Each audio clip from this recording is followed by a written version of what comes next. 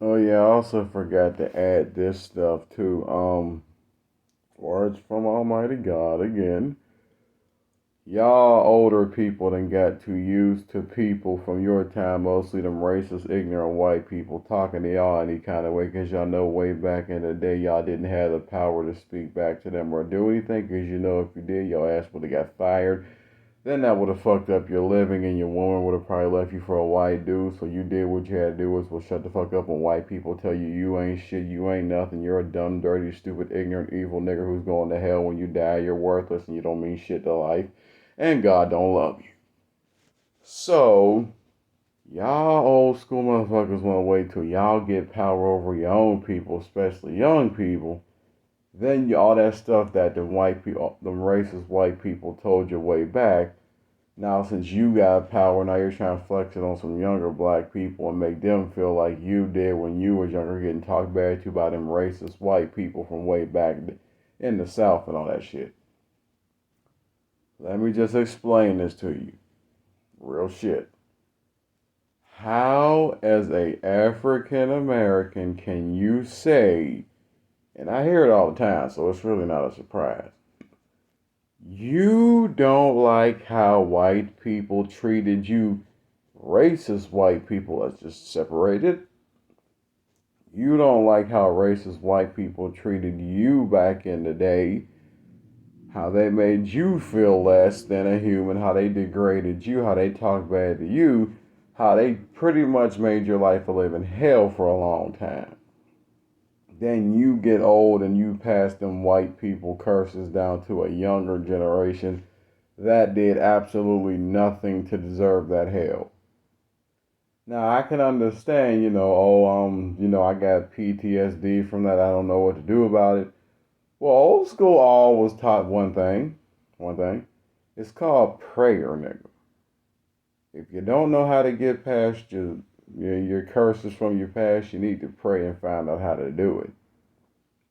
Because you taking your anger out on the younger generation that didn't do nothing to you ain't fixing shit. Like y'all want to wait till y'all get power over your own kind, then you want to flex that shit like it's cool or something, and it's not. It's really not. Next thing, and I'm gonna say this again: all the younger people who have to hear your elders talk shit to you about their expectations of you or whatever, just all please remember one thing. Half of them motherfuckers done way worse shit than you. Let me explain. For all you younger chicks who got one baby daddy and there's an older chick calling you a hoe, she probably has seven. For all these younger dudes out here fucking bad bitches and smoking weed and doing all this other shit, and you got old heads looking down on you, trust me, they have done way worse. Way, way worse. That's why this whole thing about the older generation trying to shit on the younger generation, and I learned this from my dad who was almost 74. So trust me, the shit I'm speaking on, I know from experience. He has a bad habit of talking shit on younger people, but then when I learned about his past, I'm looking at him like, you need to just be kissing God's ass. You ain't burning in hell right now. Because the shit you judging my generation for, my dude, you've done shit that Lucifer should personally come out of hell and drag you in there. That's that. You've done so much horrible shit. You better be happy God ain't opened up hell and snapped your punk ass in there already. Cause a lot of older people, man, they got a bad habit of shitting on the younger generation, but probably done way worse shit than us. Way worse shit. They're just mad because they can't do it now, so they shit on us so we don't have fun with our youth and all that kind of shit. And I do repeat, my dad is going on 74, and he still talk bad about young people. Like, I don't know why these young dudes like to, have hair like women. Oh, you young people walking around with these dreadlocks, having afros. Okay, first of all, let me just say that this is why I don't respect a lot of my elders. Now, I seen a picture of my dad in the 70s. This nigga had a whole afro. Whole ass afro. And I'm looking at him like, how you gonna criticize somebody for having an afro when you had one like damn near 40, almost 50 years ago? And you got waves now. Then you talk about the style young people got. I'm like, bruh, do you not remember back in your time people were wearing platform shoes with fish in them? Y'all was putting all types of crazy ass hairstyles in your head while you was high off of acid and cocaine and shit. Fucking anything that moved. Like most of these old school songs was made out of people being high as fuck. Like literally high off of cocaine and acid and shit. And Percocet and Molly and all that kind of shit. Like trust me, half these old school songs was just high niggas venting about their problems. So all this old school shit talking about, oh, you young people are so irresponsible. Nigga, oh please, y'all done way worse shit. That's all I'm saying. And oh yeah, just to end the damn video. For all the older people in the church that want y'all to tell somebody they going to hell, let me just say this again. You have never been to hell, so who are you to tell someone else they're going there? Your name ain't God. And if you have been to hell, one thing you should know is you wouldn't want nobody going there because that place is fucking terrible.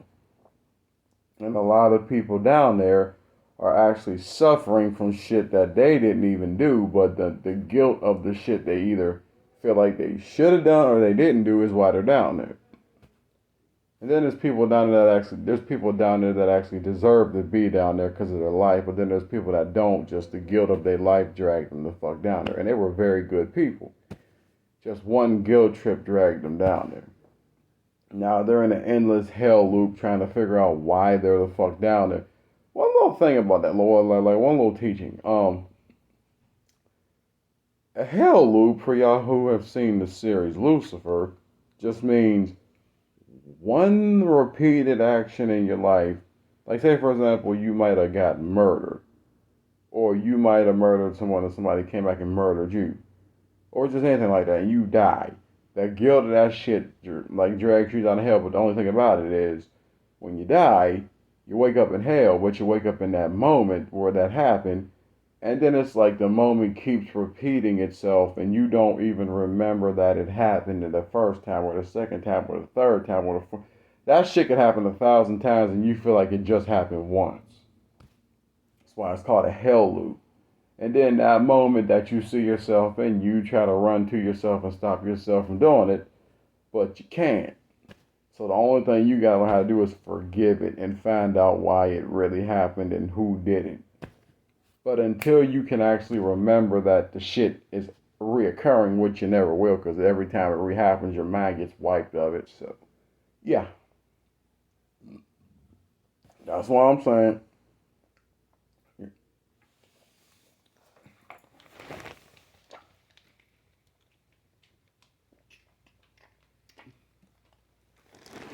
Anybody who, especially in the church, wants to tell someone that they're going to hell, first of all, do you know how to get to hell? Second of all, what does hell look like? And third of all, where is the door? How do you get there? Who's there? How does it feel like? Because you can go off a Bible all day and that Bible be wrong as hell, literally.